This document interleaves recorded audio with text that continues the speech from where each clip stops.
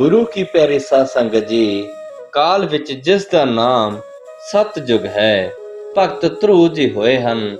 आप दा जन्म राजे उतापद दे घर होया। उन्हां दी माता दा नाम सुनीता सी। ਉਹ बड़ी धार्मिक नेक ते सतवंती इस्त्री सी। उस राजे उतापद दियां दो राणियां सन। छोटी राणी कुछ तां सुंदर बहुती सी, दूसरा चंचल मन ते ईर्खा वाली सी। उसने राजे ਨੂੰ ਕਾਬੂ ਕਰ ਰੱਖਿਆ ਸੀ, ਸਦਾ ਆਪਣੇ ਮਹਿਲ ਵਿੱਚ ਰੱਖਦੀ। ਉਸ ਦਾ ਵੀ ਇੱਕ ਲੜਕਾ ਸੀ, ਉਹ ਰਾਜੇ ਕੋਲ ਰਹਿੰਦਾ। ਰਾਜਾ ਉਸ ਨੂੰ ਗੋਦੀ ਚੁੱਕਦਾ। ਸੁਨੀਤਾ ਦੇ ਪੁੱਤਰ ਧਰੁਵ ਨੂੰ ਮਤਰੇਈ ਰਾਜੇ ਦੀ ਗੋਦ ਵਿੱਚ ਬੈਠ ਕੇ ਸੁੱਖ ਨਾ ਲੈਣ ਦਿੰਦੀ। ਐਸੀ ਦਸ਼ਾ ਵਿੱਚ ਬਾਲਕ ਕਈ ਵਾਰ ਸੋਚਦਾ, ਕਿਉਂਕਿ ਬਾਲਕ ਵਾਸਤੇ ਬਾਪ ਦੇ ਮਨ ਦਾ ਭਰਮ ਪਿਆਰ ਦਾ ਨਿੱਘ ਸੁਖਦਾਈ ਹੁੰਦਾ ਹੈ। ਜਿਸ ਨੂੰ ਬਾਪ ਦਾ ਪਿਆਰ ਨਹੀਂ ਮਿਲਦਾ, ਉਸ ਬੱਚੇ ਦਾ ਜੀਵਨ ਅਧੂਰਾ ਹੁੰਦਾ ਹੈ। ਉਸ ਦੇ ਮਨ ਵਿੱਚੋਂ ਉਮਰ ਭਰ ਵੇਦਨਾ ਖਤਮ ਨਹੀਂ ਹੁੰਦੀ। ਭਾਈ ਗੁਰਦਾਸ ਜੀ ਨੇ ਸ੍ਰੀ ਧਰੁਵ ਭਗਤ ਜੀ ਦੇ ਜੀਵਨ ਦੀ ਕਥਾ ਇਉਂ ਬਿਆਨ ਕੀਤੀ। ਭਾਈ ਸਾਹਿਬ ਦੇ ਕਥਨ ਅਨੁਸਾਰ ਇੱਕ ਦਿਨ ਬਾਲਕਾਂ ਨਾਲ ਖੇਡਦਾ ਹੋਇਆ ਧਰੁਵ ਘਰ ਰਾਜ ਮਹਿਲ ਪੁੱਜਾ। ਉਹ ਬਹੁਤ ਪ੍ਰਸੰਨ ਚਿੱਤ ਤੇ ਹੱਸਦਾ ਸੀ। ਉਸ ਨੂੰ ਹੱਸਦਿਆਂ ਦੇਖ ਕੇ ਰਾਜੇ ਦੇ ਅੰਦਰ ਮੋਹ ਜਾਗਿਆ, ਪਿਆਰ ਆਇਆ। ਉਸ ਨੂੰ ਫੜ ਕੇ ਗੋਦ ਵਿੱਚ ਬਿਠਾ ਲਿਆ। ਘੁੱਟ ਕੇ ਹਿੱਕ ਨਾਲ ਲਾਉਂਦਾ ਹੋਇਆ, ਸਿਰ ਉੱਤੇ ਪਿਆਰ ਦਿੰਦਾ ਹੋਇਆ ਰਾਜਾ ਉਸ ਨਾਲ ਤੋਤਲੀਆਂ ਗੱਲਾਂ ਕਰਨ ਲੱਗਾ। ਜਦੋਂ ਰਾਜਾ ਆਪਣੇ ਪੁੱਤਰ ਧਰੁਵ ਨਾਲ ਪਿਆਰ ਦੀਆਂ ਗੱਲਾਂ ਕਰ ਰਿਹਾ ਸੀ, ਤਦੋਂ ਉਸ ਦੀ ਛੋਟੀ ਰਾਣੀ ਸੁਰੇਚੀ ਆ ਗਈ। ਉਹ ਈਰਖਾ ਕਰਦੀ ਸੀ, ਆਪਣੇ ਪੁੱਤਰ ਨੂੰ ਰਾਜ ਦਾ ਮਾਲਕ ਬਣਾਉਣਾ ਚਾਹੁੰਦੀ ਸੀ। ਉਸਨੇ ਜਦੋਂ ਦੇਖਿਆ ਕਿ ਉਸ ਦੀ ਸੌਕਣ ਦਾ ਪੁੱਤਰ ਧਰੁਵ ਰਾਜੇ ਦੀ ਗੋਦ ਵਿੱਚ ਬੈਠਾ ਪਿਆਰ ਪ੍ਰਾਪਤ ਕਰ ਰਿਹਾ ਹੈ, ਤਾਂ ਉਸਨੇ ਮਨ ਵਿੱਚ ਬੜਾ ਗੁੱਸਾ ਕੀਤਾ। ਉਸਦੇ ਮੱਥੇ ਉੱਤੇ ਤਿਉੜੀ ਪੈ ਗਈ, ਬੁੱਲ ਮਰੋੜੇ ਗਏ ਤੇ ਕਾਹਲੀ ਨਾਲ ਬੱਚੇ ਨੂੰ ਬਾਹੋਂ ਫੜ ਕੇ ਰਾਜੇ ਦੀ ਗੋਦ ਵਿੱਚੋਂ ਉਠਾ ਕੇ ਆਖਿਆ, ਤੂੰ ਰਾਜੇ ਦੀ ਗੋਦ ਵਿੱਚ ਨਹੀਂ ਬੈਠ ਸਕਦਾ, ਦੌੜ ਜਾ, ਇਸ ਮਹਿਲ ਵੱਲ ਮੁੜ ਕੇ ਨਾ ਆਈ। ਆਪਣੀ ਛੋਟੀ ਰਾਣੀ ਸੁਰੁਚੀ ਦੀ ਇਹ ਮਾੜੀ ਹਰਕਤ ਦੇਖ ਕੇ ਰਾਜਾ ਉਤਾਨਪਦ ਚੁੱਪ ਕਰ ਰਿਹਾ। ਉਸ ਨੂੰ ਕੋਈ ਗੱਲ ਨਾ ਔੜੀ। ਉਹ ਰਾਣੀ ਦੀ ਸੁੰਦਰਤਾ ਤੇ ਜਵਾਨੀ ਦਾ ਦਾਸ ਸੀ। ਬਾਸਨਾ ਨੇ ਉਸ ਨੂੰ ਨੀਵਾਂ ਕੀਤਾ ਸੀ। ਉਹ ਬੋਲ ਨਾ ਸਕਿਆ, ਇਹ ਆਖ ਨਾ ਸਕਿਆ ਕਿ ਉਸ ਨੂੰ ਕੀ ਹੱਕ ਸੀ ਬਾਪ ਦੀ ਗੋਦ ਵਿੱਚੋਂ ਪੁੱਤਰ ਨੂੰ ਬਾਹੋਂ ਫੜ ਕੇ ਉਠਾਉਣ ਦਾ। ਉਹ ਚੁੱਪ ਕਰ ਰਿਹਾ। ਸੁਰੁਚੀ ਦੇ ਮੱਥੇ ਦੀ ਤਿਉੜੀ ਨੇ ਉਸ ਨੂੰ ਠੰਡਿਆ ਕਰ ਦਿੱਤਾ। ਉਹ ਵੇਖਦਾ ਰਹਿ ਗਿਆ। ਦੂਸਰੇ ਪਾਸੇ ਬਾਲਕ ਧਰੁਵ ਬਾਪ ਦੀ ਗੋਦੀ ਵਿੱਚੋਂ ਡੱਡੋ ਲਿਕਾ ਹੋ ਕੇ ਦੁੱਖ ਮਹਿਸੂਸ ਕਰਦਾ ਤੇ ਗਲੇਡੂ ਭਰਦਾ ਹੋਇਆ ਆਪਣੀ ਮਾਤਾ ਵੱਲ ਤੁਰ ਗਿਆ। ਉਸ ਦੇ ਪੈਰ ਮੁਸ਼ਕਲ ਨਾਲ ਹਿਲਦੇ ਸਨ। ਉਹ ਬਾਲਕ ਸਿਆਣਾ ਸੀ, ਮਨ ਵਿੱਚ ਸੋਚਣ ਲੱਗ ਪਿਆ ਸੀ ਕਿ ਉਸ ਨੂੰ ਬਾਪ ਦੀ ਗੋਦ ਵਿੱਚੋਂ ਕਿਉਂ ਉਠਾਇਆ ਗਿਆ। ਉਹ ਆਖਰ ਰਾਜੇ ਦਾ ਪੁੱਤਰ ਸੀ। ਜਿਉਂ-ਜਿਉਂ ਉਹ ਆਪਣੀ ਮਾਂ ਕੋਲ ਗਿਆ, ਤਿਉਂ-ਤਿਉਂ ਉਸ ਦਾ ਰੋਣਾ ਵੱਧਦਾ ਗਿਆ। ਮਾਂ ਦੇ ਕੋਲ ਜਾ ਕੇ ਉਸ ਦੀਆਂ ਪੁੱਬਾਂ ਨਿਕਲ ਗਈਆਂ, ਜਿਵੇਂ ਕਿ ਉਸ ਨੂੰ ਕਿਸੇ ਨੇ ਮਾਰਿਆ ਸੀ। ਪਿਆਰੇ ਪੁੱਤਰ ਨੂੰ ਰੋਂਦਾ ਦੇਖ ਕੇ ਸੁਨੀਤੀ ਦੇ ਕਲੇਜੇ ਦਾ ਰੁੱਗ ਭਰਿਆ ਗਿਆ। ਉਸਨੇ ਚੁੱਕ ਲਿਆ ਤੇ ਗੋਦ ਵਿੱਚ ਬਿਠਾਉਣ ਦਾ ਯਤਨ ਕੀਤਾ। ਪੁੱਤਰ, ਮਾਂ ਸੱਦ ਕੇ ਤੈਨੂੰ ਕੀ ਹੋਇਆ? ਕੀ ਕਿਸੇ ਨੇ ਤੈਨੂੰ ਮਾਰਿਆ ਹੈ? ਇੰਨਾ ਕਿਉਂ ਰੋਂਦਾ ਹੈ? ਰੋਣ ਦਾ ਕਾਰਨ ਦੱਸ। ਮਾਂ, ਮੈਂ ਪਿਤਾ ਜੀ ਦੀ ਗੋਦ ਵਿੱਚ ਬੈਠਾ ਸਾਂ। ਛੋਟੀ ਮਾਂ ਨੇ ਉਠਾ ਦਿੱਤਾ, ਆਖਿਆ, ਤੂੰ ਨਹੀਂ ਬੈਠ ਸਕਦਾ। ਰੋਂਦੇ ਹੋਏ ਧਰੁਵ ਨੇ ਉਹ ਆਪਣੇ ਰੋਣ ਦਾ ਕਾਰਨ ਦੱਸ ਦਿੱਤਾ। ਠੀਕ ਹੈ ਪੁੱਤਰ ਮੇਰੇ ਲਾਲ, ਤੈਨੂੰ ਆਪਣੇ ਬਾਪ ਦੀ ਗੋਦ ਵਿੱਚ ਨਹੀਂ ਬਹਿਣਾ ਚਾਹੀਦਾ। ਤੇਰਾ ਕੋਈ ਹੱਕ ਨਹੀਂ, ਕੋਈ ਹੱਕ ਨਹੀਂ ਮੇਰੇ ਲਾਲ। ਰਾਣੀ ਨੇ ਪੁੱਤਰ ਨੂੰ ਘੁੱਟ ਕੇ ਹਿੱਕ ਨਾਲ ਲਾ ਲਿਆ, ਉਹਦਾ ਮੂੰਹ ਚੁੰਮਿਆ ਤੇ ਨਾਲ ਹੀ ਰਾਣੀ ਦਾ ਦਿਲ ਰੋਂਦਾ ਗਿਆ। ਉਸ ਦੀਆਂ ਅੱਖਾਂ ਵਿੱਚ ਅਥਰੂ ਆ ਗਏ। ਪੁੱਤਰ ਪੁੱਛਦਾ, ਮਾਂ ਸੱਚ ਦੱਸ, ਤੂੰ ਰਾਣੀ ਹੈ ਜਾਂ ਦਾਸੀ, ਮੈਨੂੰ ਕੋਈ ਪਤਾ ਤਾਂ ਲੱਗੇ। ਮਾਸੂਮ ਬਾਲ ਧਰੂ ਨੇ ਪੁੱਛਿਆ। ਉਸਦੇ ਮਨ ਵਿੱਚ ਕੁਦਰਤੀ ਗਿਆਨ ਆ ਗਿਆ। ਮਾਂ ਬੋਲਦੀ ਹੈ ਪੁੱਤਰ ਨੂੰ, ਹਾਂ ਪੁੱਤਰ, ਮੈਂ ਹੈ ਤਾਂ ਰਾਣੀ। ਪਰ ਉਹ ਚੁੱਪ ਕਰ ਗਈ। ਫਿਰ ਪਿਤਾ ਜੀ ਦੀ ਗੋਦ ਵਿੱਚ ਮੈਂ ਬੈਠ ਕਿਉਂ ਨਹੀਂ ਸਕਦਾ? ਕਿਉਂਕਿ ਭਗਤੀ ਨਹੀਂ ਕੀਤੀ। ਨਾ ਭਗਤੀ ਕਰਨ ਦੇ ਕਾਰਨ ਇਹ ਹਾਲਤ ਹੋ ਰਹੀ ਹੈ। ਰਾਜ ਸੁਖ ਭਗਤੀ ਵਾਲਿਆਂ ਨੂੰ ਮਿਲਦਾ ਹੈ। ਹਾਂ, ਦੱਸ ਫਿਰ ਮੈਂ ਕੀ ਕਰਾਂ ਜਿਸ ਕਾਰਨ ਮੈਨੂੰ ਰਾਜ ਸੁਖ ਮਿਲੇ? ਮੈਨੂੰ ਕੋਈ ਰਾਜ ਸਿੰਘਾਸਨ ਤੋਂ ਨਾ ਉਠਾਏ, ਕੋਈ ਨਾ ਝਿੜਕੇ। 7 ਸਾਲ ਦੇ ਬੱਚੇ ਦੇ ਮਨ ਨੇ ਪੁੱਛ ਕੀਤੀ। ਮਾਂ ਮਮਤਾ ਮਾਰੀ। ਮਾਂ ਨੇ ਆਖਿਆ, ਪੁੱਤਰ, ਪਰਮਾਤਮਾ ਦੀ ਭਗਤੀ ਕਰਨੀ ਚਾਹੀਦੀ ਹੈ। ਉਸ ਭਗਤੀ ਤਪੱਸਿਆ ਕਾਰਨ ਹੀ ਰਾਜ ਸੁਖ ਪ੍ਰਾਪਤ ਹੁੰਦਾ ਹੈ। ਪੁੱਤਰ ਬੋਲਿਆ, ਚੰਗਾ ਮਾਂ, ਮੈਂ ਭਗਤੀ ਕਰਨ ਜਾਂਦਾ ਹਾਂ, ਧਰੂ ਨੇ ਆਖ ਦਿੱਤਾ। ਮਾਂ ਬੋਲੀ, ਪੁੱਤਰ, ਅਜੇ ਭਗਤੀ ਕਰਨ ਦਾ ਸਮਾਂ ਨਹੀਂ, ਅਜੇ ਤੂੰ ਬਾਲਕ ਹੈ। ਤੇਰੇ ਜਾਣ ਪਿੱਛੋਂ ਮੈਂ ਕੀ ਕਰਾਂਗੀ? ਮੇਰੀ ਹੋਦ ਪੁੱਤਰਾ ਤੇਰੇ ਨਾਲ, ਮੈਨੂੰ ਅੱਗੇ ਹੀ ਕੋਈ ਨਹੀਂ ਪੁੱਛਦਾ। ਜਦੋਂ ਤੂੰ ਚਲਾ ਗਿਆ ਤਾਂ ਫਿਰ ਕੀ ਬਣੇਗਾ? ਇਸ ਤਰ੍ਹਾਂ ਰਾਣੀ ਆਪਣੇ ਪੁੱਤਰ ਨਾਲ ਪਿਆਰ ਕਰਦੀ ਹੋਈ ਬੋਲੀ ਗਈ।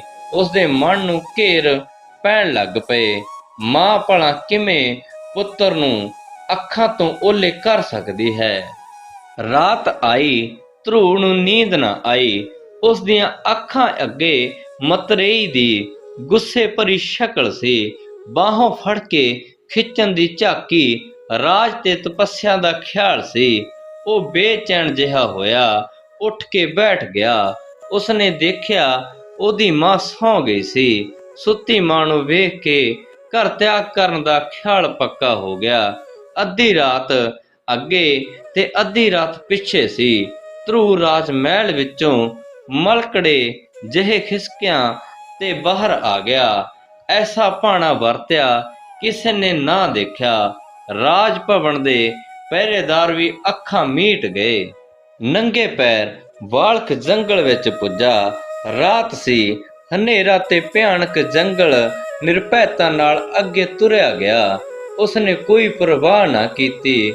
ਉਸ ਦੀਆਂ ਅੱਖਾਂ ਮਸਾਲਾ ਵਾਂਗ ਵਲਦੀਆਂ ਸਨ। ਸ਼ੇਰ ਤੇ ਬਘੇਲੇ ਕੂਕਦੇ ਸਨ। ਰੌਲਾ ਪੈਂਦਾ ਸੀ, ਪਰ ਉਹ ਨਾ ਡਰਿਆ। ਮਾਸੂਮ ਹਿਰਦੇ ਨਾਲ ਪੁਕਾਰਨ ਲੱਗਾ, ਭਗਵਾਨ, ਮੈਂ ਆ ਰਿਹਾ ਹਾਂ। ਮੈਂ ਤੁਸਾਂ ਦਾ ਨਾਂ ਨਹੀਂ ਜਾਣਦਾ। ਮੈਂ ਨਹੀਂ ਜਾਣਦਾ ਕੀ ਆਖਾਂ, ਪਰ ਆ ਰਿਹਾ ਹਾਂ। ਥੱਕ ਗਿਆ ਤੇ ਧਰਤੀ ਤੇ ਬੈਠ ਗਿਆ। ਨੀਂਦ ਆ ਗਈ। ਅੱਖ ਖੁੱਲੀ ਤਾਂ ਪ੍ਰਭਾਤ ਹੋ ਚੁੱਕੀ ਸੀ। ਸੂਰਜ ਦੀਆਂ ਸੁਨਹਿਰੀ ਕਿਰਨਾਂ ਨਾਲ ਸਾਰਾ ਜੰਗਲ ਜਗਮਗਾ ਉੱਠਿਆ ਸੀ।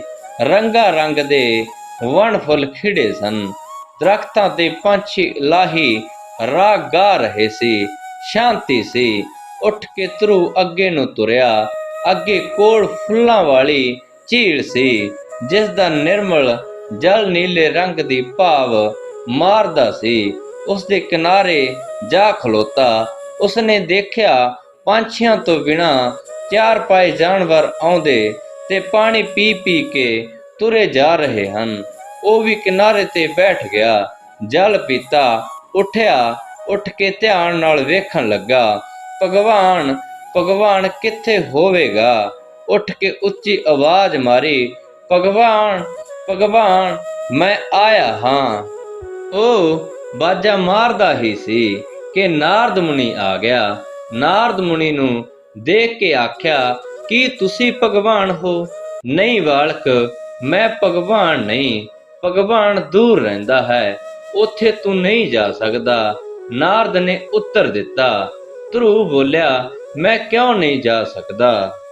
ਨਾਰਦ ਬੋਲਿਆ, ਤੇਰੀ ਉਮਰ ਛੋਟੀ ਹੈ। ਤੂੰ ਰਾਜੇ ਉਤਾਨਪਾਦ ਦਾ ਪੁੱਤਰ ਹੈ। ਮੈਂ ਜਾਣਦਾ ਹਾਂ ਤਪੋਵਨ ਦੂਰ ਹੈ। ਰਾਹ ਵਿੱਚ ਭਿਆਨਕ ਜੰਗਲ ਹਨ। ਤੈਨੂੰ ਬਲਾਈ ਖਾ ਜਾਣਗੀਆਂ। ਭੁੱਖ, ਤ੍ਰੈ ਬਿਜਲੀ, ਵਾਰਸ਼ ਪਾਲਾ, ਗਰਮੀ ਤੇਰਾ ਸਰੀਰ ਨਹੀਂ ਝੱਲ ਸਕਦਾ। ਆ ਮੇਰੇ ਨਾਲ, ਮੈਂ ਤੈਨੂੰ ਤੇਰੇ ਬਾਪ ਕੋਲ ਲੈ ਚੱਲਦਾ ਹਾਂ। ਉਹ ਤੈਨੂੰ ਰਾਜ ਦੇਵੇਗਾ, ਅੱਧਾ ਰਾਜ। ਧਰੂ ਹੱਸ ਪਿਆ। ਅੱਧਾ ਰਾਜ? ਅਜੇ ਮੈਂ ਭਗਵਾਨ ਦੇ ਦਰਸ਼ਨ ਕਰਨ ਚੱਲਿਆ ਹਾਂ, ਤਾਂ ਅੱਧਾ ਰਾਜ ਜੇ ਦਰਸ਼ਨ ਕਰ ਲਵਾਂਗਾ ਤਾਂ ਜ਼ਰੂਰ ਸਾਰਾ ਰਾਜ ਮਿਲੇਗਾ। ਉਸਨੇ ਮਨ ਹੀ ਮਨ ਸੋਚਿਆ ਤੇ ਮੁੜ ਦਲੇਰੀ ਨਾਲ ਬੋਲਿਆ, ਦੇਖੋ ਜੀ, ਮੈਂ ਨਹੀਂ ਜਾਣਦਾ ਤੁਸੀਂ ਕੌਣ ਹੋ, ਕਿੱਥੋਂ ਆਏ ਹੋ। ਜੇ ਮੈਨੂੰ ਭਗਵਾਨ ਦੀ ਭਗਤੀ ਵੱਲੋਂ ਰੋਕਦੇ ਹੋ ਤਾਂ ਮੇਰੇ ਦੁਸ਼ਮਣ ਹੋ। ਬਸ ਚੰਗਾ ਇਹ ਹੈ, ਇੱਥੋਂ ਚਲੇ ਜਾਓ, ਆਪਣੇ ਰਾਹ ਪਾਓ। ਕੋਈ ਭਲਾ ਮੈਨੂੰ ਖਾ ਜਾਏ, ਤੁਸਾਂ ਨੂੰ ਕੀ ਹੈ।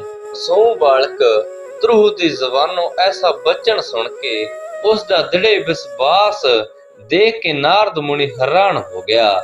ਉਸਨੇ ਬਾਲਕ ਵੱਲ ਤੱਕਿਆ ਤੇ ਅੰਤ ਉਪਦੇਸ਼ ਦਿੱਤਾ, ਠੀਕ ਹੈ, ਬਾਲਕ ਰੂਪ ਵਿੱਚ ਕੋਈ ਮਹਾਨ ਆਤਮਾ ਹੈ। ਤੇਰਾ ਵਿਚਾਰ ਠੀਕ ਹੈ। ਭਗਵਾਨ ਦੀ ਭਗਤੀ ਕਰਨੀ ਸਭ ਤੋਂ ਚੰਗਾ ਕਰਮ ਹੈ।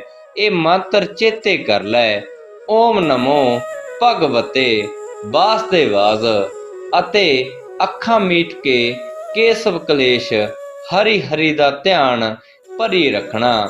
ਕੋਈ ਵਿਘਨ ਨਹੀਂ ਪਵੇਗਾ, ਤੇਰੇ ਕਾਰਜ ਰਾਸ ਹੋਣਗੇ। ਇਹ ਉਪਦੇਸ਼ ਕਰਕੇ ਬ੍ਰਹਮ ਸ਼ਕਤੀ ਆਸਰੇ ਨਾਰਦ ਮੁਨੀ ਅਲੋਪ ਹੋ ਗਿਆ।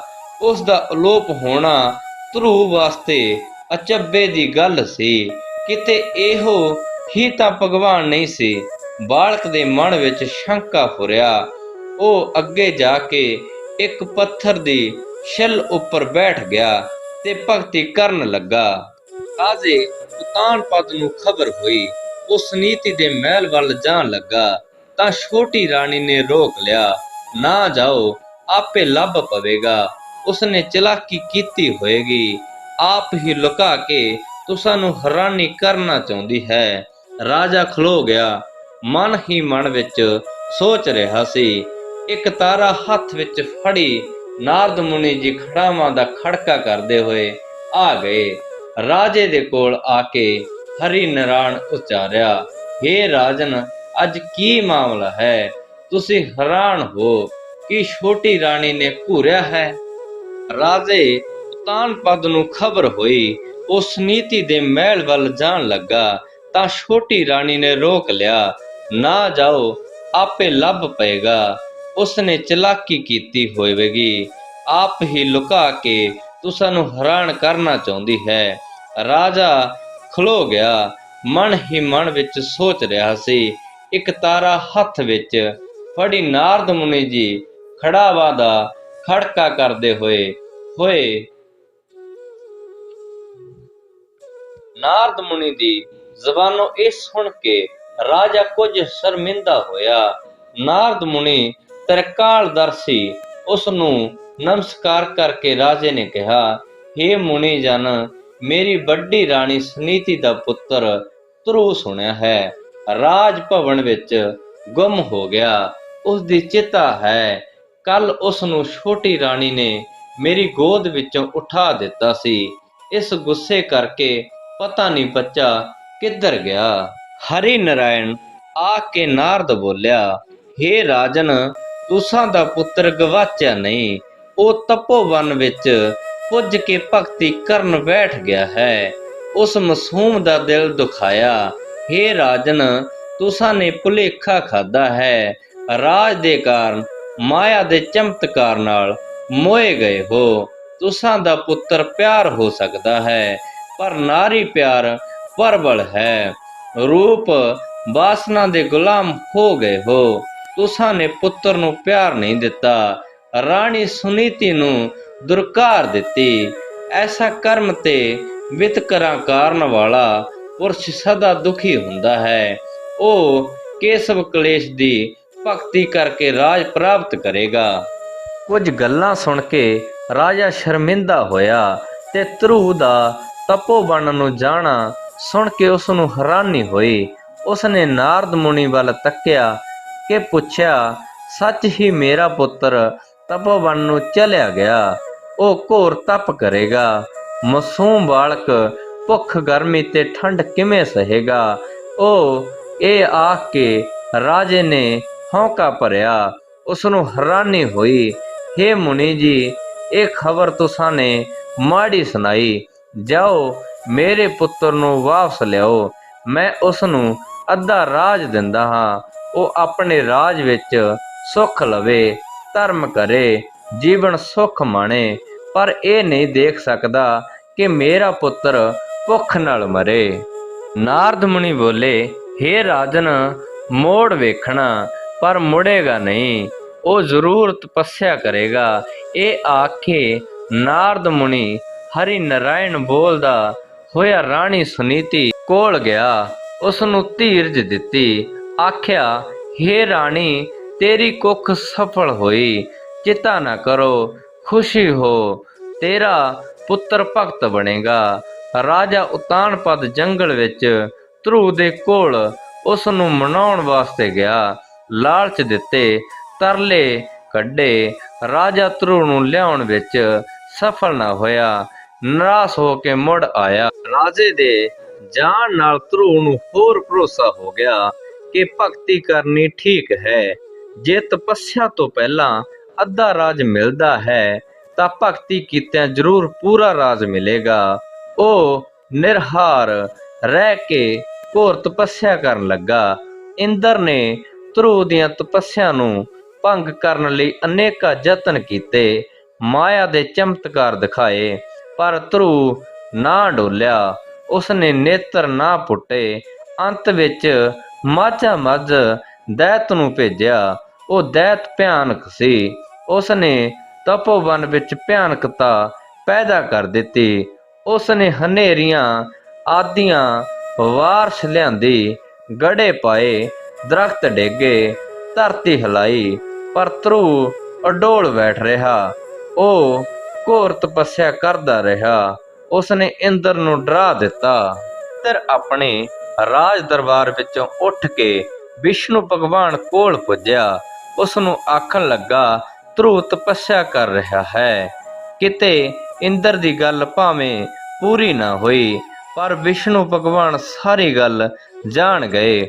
ਉਹਨਾਂ ਨੇ ਆਖਿਆ, ਹੇ ਇੰਦਰ, ਧਰੂ ਜਿਸ ਇੱਛਾ ਨੂੰ ਧਾਰਨ ਕਰਕੇ ਤਪ ਕਰ ਰਿਹਾ ਹੈ ਉਹ ਪੂਰੀ ਹੋਏਗੀ। ਉਸ ਦੀ ਇੱਛਾ ਤੁਸਾਂ ਦਾ ਰਾਜ ਲੈਣ ਦੀ ਨਹੀਂ। ਉਹ ਆਪਣੇ ਬਾਪ ਦੇ ਰਾਜ ਦਾ ਧਿਆਨ ਕਰ ਰਹੇ ਹਨ। ਉਹਨਾਂ ਨੂੰ ਉਹ ਮਿਲੇਗਾ, ਉੱਚੀ ਪਦਵੀ ਹੋਵੇਗੀ। ਇੰਦਰ ਖੁਸ਼ ਹੋ ਕੇ ਆਪਣੇ ਰਾਜ ਭਵਨ ਵਿੱਚ ਚਲਿਆ ਗਿਆ ਤੇ ਵਿਸ਼ਨੂੰ ਭਗਵਾਨ ਆਪਣਾ ਰੂਪ ਬਦਲ ਕੇ ਤਪੋਵਨ ਵਿੱਚ ਪੁੱਜ ਗਏ। ਉਹਨਾਂ ਨੇ ਉਹ ਰੂਪ ਧਾਰਨ ਕੀਤਾ ਜੈਸਾ ਕਿ ਧਰੂ ਦੇ ਧਿਆਨ ਵਿੱਚ ਸੀ। ਅਡੋਲ ਤੇ ਅਹਿਲ ਸਮਾਧੀ ਨੂੰ ਤੋੜਿਆ ਤੇ ਦਰਸ਼ਨ ਦਿੱਤੇ। ਧਰੂ ਨੇ ਜਦੋਂ ਦਰਸ਼ਨ ਕੀਤੇ ਤਾਂ ਪ੍ਰਸੰਨ ਹੋ ਗਿਆ। ਉਸ ਦੀ ਪ੍ਰਸੰਨਤਾ ਵੇਖ ਕੇ ਭਗਵਾਨ ਨੇ ਬਚਨ ਕੀਤਾ, ਘੋਰ ਤਪੱਸਿਆ ਨਾਲ ਮਨ ਮੋਇਆ, ਜਾ ਰਾਜ ਮਿਲੇਗਾ, ਕਈ ਹਜ਼ਾਰ ਸਾਲ ਰਾਜ ਕਰੇਗਾ, ਅਮਰ ਹੋਏਗਾ। ਰਾਜਾ ਉਤਾਨਪਦ ਨੇ ਧਰੂ ਨੂੰ ਰਾਜ ਦੇ ਦਿੱਤਾ। ਭਗਵਾਨ ਦੇ ਵਰ ਕਰਕੇ ਕਈ ਹਜ਼ਾਰ ਸਾਲ ਰਾਜ ਕੀਤਾ। ਮੁੜ ਉਹ ਅਮਰ ਹੋ ਗਏ। ਅੱਜ ਧਰੂ ਤਾਰੇ ਦੇ ਨਾਮ ਨਾਲ ਚੇਤੇ ਕੀਤਾ ਜਾਂਦਾ ਹੈ। ਉਹ ਜੀਵਨ ਦਾ ਇੱਕ ਅਮਿਟ ਤੇ ਅਡੋਲ ਕੇਂਦਰ ਹੈ। ਹੇ ਜਗਿਆਸੂ ਜਨੋ, ਜੋ ਭਗਤੀ ਕਰਦਾ ਹੈ ਉਹ ਉੱਤਮ ਪਦਮੀ ਪ੍ਰਾਪਤ ਕਰਦਾ ਹੈ। ਸਭ ਭਗਵਾਨ ਦੀ ਲੀਲਾ ਹੈ। ਰਾਜਾ ਉਤਾਨਪਦ ਨੇ ਧਰੂ ਨੂੰ ਰਾਜ ਦੇ ਦਿੱਤਾ। ਭਗਵਾਨ ਦੇ ਵਰ ਕਰਕੇ ਹਜ਼ਾਰ ਸਾਲ ਰਾਜ ਕੀਤਾ।